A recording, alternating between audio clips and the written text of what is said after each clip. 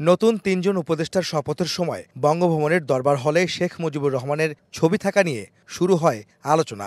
এরপরই অন্তর্বর্তী সরকারের উপদেষ্টা পরিষদের নতুন মুখ মাহফুজ আলম বঙ্গভবন থেকে শেখ মুজিবুর রহমানের ছবি সরিয়ে ফেসবুকে একটি পোস্ট করেন, যেখানে তিনি ৫ আগস্টের পর তার ছবি না সরানোর জন্য ক্ষমা চেয়ে বলেন, জুলাইয়ের চেতনা বেঁচে থাকা পর্যন্ত তাকে কোথাও দেখা যাবে না।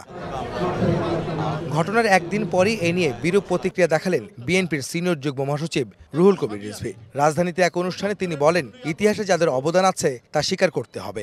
খন্দকার মোশতাক বঙ্গভবন থেকে শেখ মুজিবের ছবি নামিয়ে দিয়েছেন।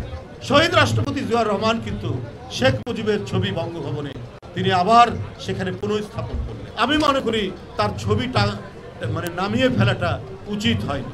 ইতিহাস আপনার নির্ধারণ করবে, বিচার করবে। জাতীয় জীবনের, জাতীয় ইতিহাসের আন্দোলনে যার যতটুকু অবদান সেটা স্বীকার করা হোক। এদিন জাতীয় প্রেস ক্লাবে এক আলোচনা সভায় বিএনপির স্থায়ী কমিটির সদস্য আমির খসরু মাহমুদ চৌধুরী বলেন, জনগণের ভোটের মাধ্যমে আওয়ামী লীগকে বিদায় নিতে হবে। অর্ধেক পাউডারে দ্বিগুণ উজ্জ্বলতা, নতুন রিন অ্যাডভান্সড অর্ধেক পাউডারে দ্বিগুণ উজ্জ্বলতা। দেশটাকে করতে চাই আমরা, একটা জাতীয় ঐক্য চাই। এখানে আমরা নির্বাচনের পরেও জাতীয় ঐক্যের সরকারের কথা বলেছি, জাতীয় সরকারের কথা বলেছি। এই ধারা অব্যাহত রেখে যে দেশকে সঠিক ট্র্যাকে ফিরিয়ে আনতে হবে এবং সেই পথে আমাদেরকে চলতে হবে।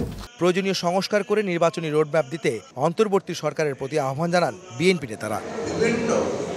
আহমেদ সালেহীন, সময় সংবাদ, ঢাকা।